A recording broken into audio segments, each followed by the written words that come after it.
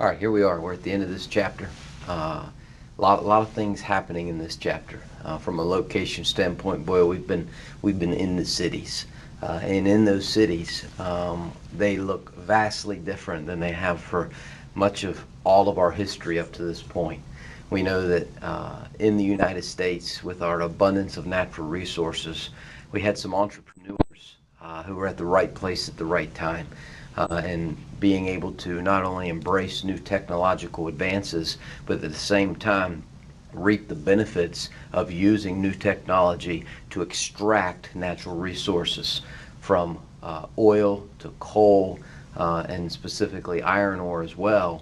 We're going to create an almost endless amount of job opportunities for Americans, and for newcomers. We started this chapter out with what is called new immigration. We saw a different, let's just say, geographical location of European immigrants coming to America. For the most part, we began our story with those European countries of the Spanish, the French, and the English who arrived on the shores of the New World.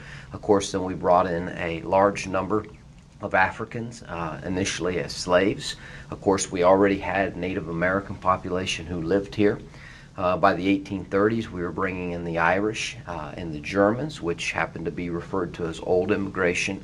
And now what we see here at the turn of the century, this pull factor for this industrialization or this industrial revolution from Eastern Europe, along with multiple religions also finding their way into the United States. It's definitely safe to say America was one of the most diverse places in the world, bringing in cultures from everywhere. The similarity factor here that begins to emerge is the dwelling place, or the magnet, the pull, is in a location that all of a sudden explodes into what in earlier times we called the city, but now it's a true urban environment. And city leaders, municipal governments, local business owners, small business owners are trying their best to keep up with this exploding environment. Of course, we also know what we're going to see here is these cities are going to become an attraction site. There's going to be entertainment. There's going to be ways to, free the mind after a long day's work, whether it be through exercise at the YMCA, whether it be to catch a vaudeville show, or just go and wine and dine in certain places for the evening. They became a social gathering atmosphere. Of course, amusement parks, Coney Island is going to also bring attraction. And we also see for the first time a more of a social blending of multicultural groups of people. Of course, baseball is going to be the number one sporting event where we could see people of all different ethnicities and social classes enjoying an event together.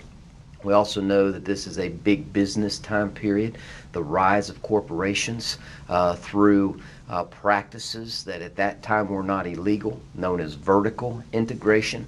Of course, vertical integration is the process of amassing every single part of that pertains to your company. I want to own the land where the iron ore is mined. I want to own the rail line that takes that iron ore to my factory. I want to own the factory. I want to own from the factory to the shipping yard as well, or wherever the freight is being carried. And then I want to own the store in which my product is sold. I have eliminated the middleman. I don't have to necessarily pay other corporations to, produce or sell my product. It all stays in the house. Also, we have what is called horizontal integration. Horizontal integration would be the idea of owning all the same businesses that pertain to mine, and through whatever means possible, cutthroat practices we saw that were used, the rising and lowering of prices, eliminating competition.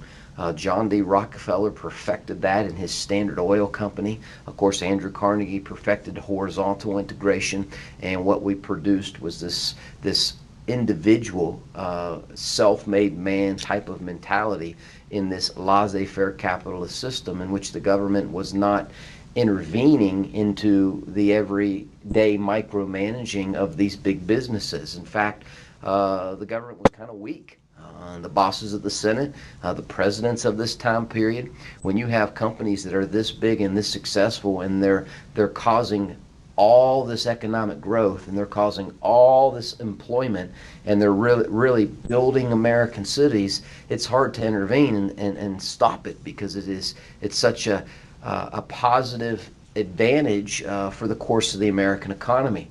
Although we do know that there's another half of the story in regards to the economic gap that was increasingly growing, and the poor were not experiencing this same type of storyline. And we're talking about a few people, a few entrepreneurs. We could put a Gustav Swift in there in the meatpacking industry. We could put Cornelius Vanderbilt in there with the railroad industry, and then of course the financier, the banker, who's going to take a large portion of this funds and in a banking system, add interest on it, and then loan out more money. His name was J.P. Morgan. He's going to be the major beneficiary of all this economic growth as well.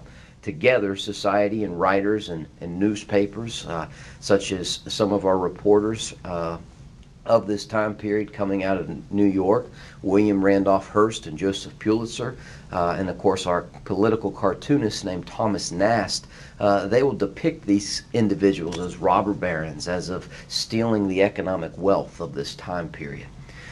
We also know that inside the city, well, we got some major city problems. We know that there's filth. We know that there's slums. We know that there's corrupt city governments who operate under what is called the political machine umbrella. And under this, there's a system set up to secure votes, to keep people in power, so that corruption, kickbacks, graft, patronage, the dirty politics that have really been left over since Grant's administration up through in national politics and here in city governments, in the form of manipulating the immigrant vote largely, and in a case making the immigrants dependent on bosses and dependent on the political machine through bribery, and likewise the political machine and these political bosses dependent on immigrants for labor and their votes. It really was a never-ending cycle that needed to be addressed. It needed to be called out. It needed to change. We needed to revamp some of the voting procedures that kind of reelected the same corrupt individuals back to the same positions in this era. We also kind of took a look at specifically how do you change this city environment. And what we're going to see is a growing number of middle-class income families. We're going to see women move into the city to seek factory work. We see our first exit of what is called the domestic sphere because of the enormous amount of jobs. Of course, this is going to be into more of a secretarial work. We're going to have Alexander Graham Bell, who's going to invent the telephone. We're going to get a lot of telephone operators working switchboards. The number one women opportunity when it comes to jobs, or woman opportunity when it comes to jobs, was being a typist. All of these businesses had to do paperwork, and they had to file, and they had to record, and they had to have paper copies of things. So that became an ever-increasing job. The idea of ready-made clothing, having a factory with Singer sewing machines to mass-produce clothing, to go to a department store to fill a mail-order catalog, put it on the Transcontinental Railroad. The seamstresses, these women, began to flood into those types of professions. And that in itself was a liberating, exciting future for women who may have looked back at mom or looked back at grandma in the domestic sphere. They're kind of breaking that tradition. At the same time, they're developing their own styles of dress in the work setting, and then after work, some of them are staying in the cities, getting involved in local clubs and local organizations, and they're also participating in some form of leisure activities of what we might call sports, such as golfing and tennis. Other than that, we see our first spark of what is called reform, the social gospel movement. This growing middle class begins a grassroots movement to see and expose how the other half lives.